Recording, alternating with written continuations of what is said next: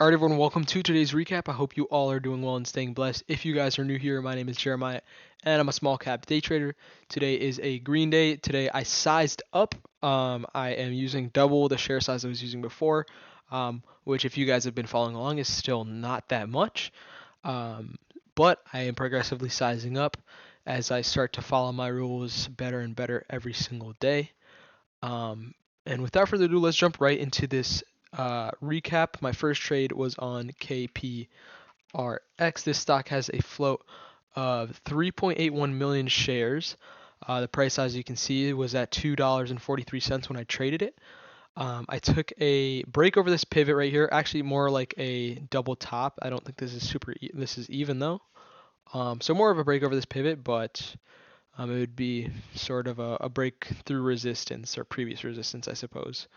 But let's take a look here. I had a feeling it was a risky trade because it had rejected VWAP, or the breakthrough VWAP 2 times. So I understand that, but I just had a feeling, third time's the charm. And I let it pull away here for a moment, and I took profit into strength there. I could have held it for a little bit longer. I got filled at 51, which, it is what it is. It's not the best. It literally went as soon as I got filled, it went straight. Let me see. Let's see on level 2 here. Yeah, I mean it went straight from 51 to 55 to 59 immediately. So it's unfortunate. I did leave some money on the table, but still nonetheless a great way to start the day in the green. That was a 20 share position, and I got 7 cents out of that. So a small winner in terms of cents per share, but it is a lower price stock as well.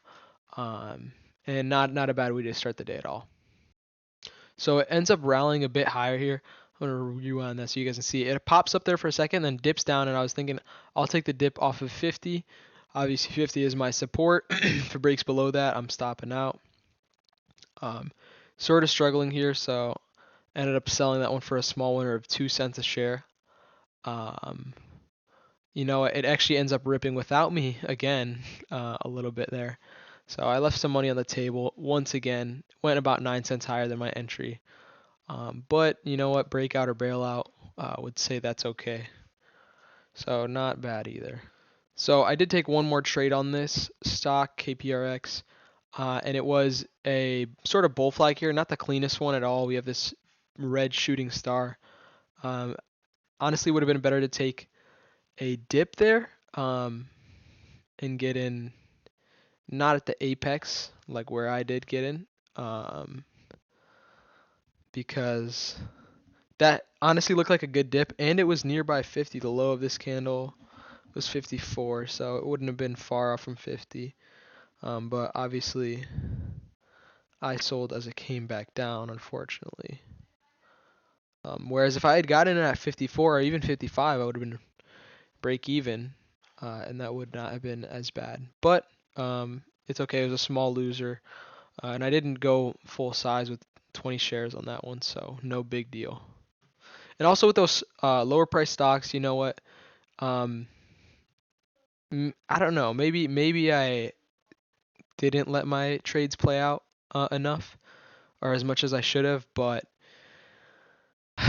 I think that breakout or bailout still is the way to go, especially in a colder market. You really have to be quick. You don't want to get caught in a flush. And you'll see here, if I had FOMO'd in, which I'm very happy with myself that I didn't, I would have got caught in a flush there. So I did buy the dip there, and made a little bit of profit off of this actually. So dips down there, and bounces right off my entry, and I get to sell that right into strength. So it dips down again, and then I remove my order and sell even higher, which is great. Love to see that pushing higher. This actually ends up going crazy. I think I'm pretty sure this one rallies higher for quite a bit. Yeah, so it starts really pulling away there. You guys can see this. Wow. In the moment, I was like, this is insane, because we haven't seen momentum like this in a really long time, actually. So it was great to see that. I could have probably made a little more on it, I think I undercapitalized a little bit, but also being a little conservative, given the fact that it is a cold market. However, if we do see another opportunity like this, I'll definitely think about hopping in on the 10-second chart on these bull flags here, and possibly these micro pullbacks. But definitely wanted to play it a little bit safe today, and I think that was the right move.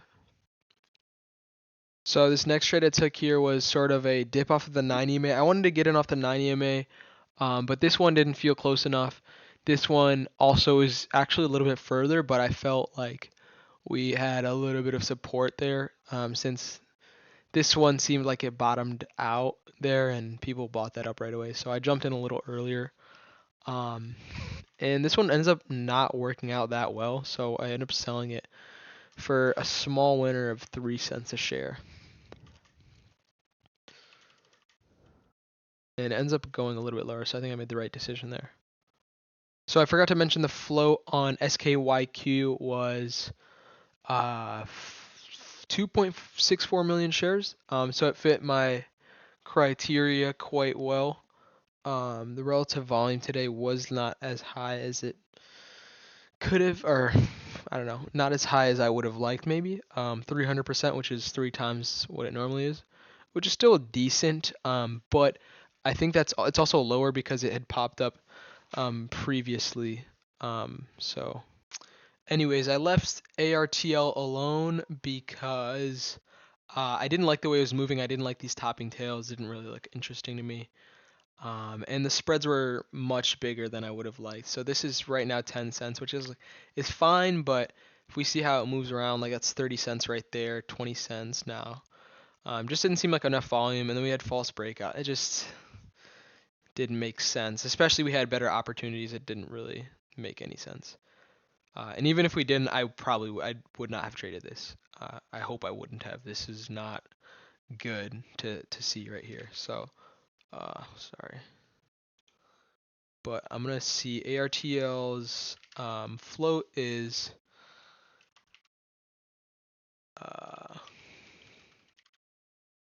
oh my gosh, is 700,000 shares.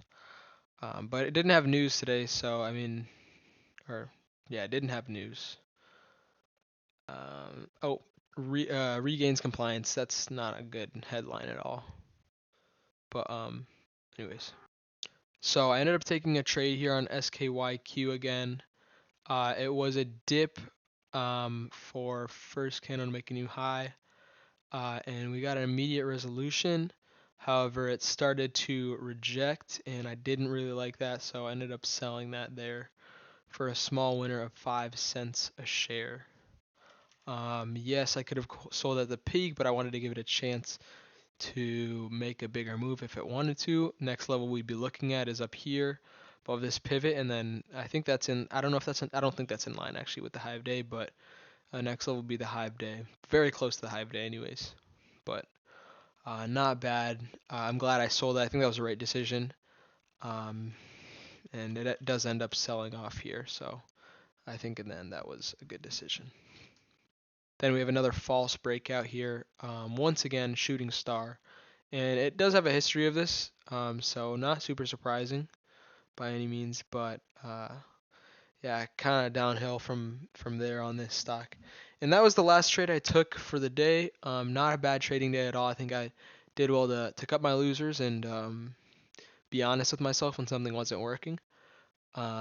So a good trading day, and for that I'm going to size up again. I'm going to go in with double the share size I went in with today, and hopefully we'll just start compounding and getting with, or not getting, using bigger and bigger size. But with that, I hope you all enjoyed. I hope you all are staying green and disciplined. And I will see you all bright and early tomorrow morning. I'll be streaming here on YouTube, 7 a.m. Eastern Standard Time. And with that, I hope you all enjoyed, and I'll see you in the next one. Peace.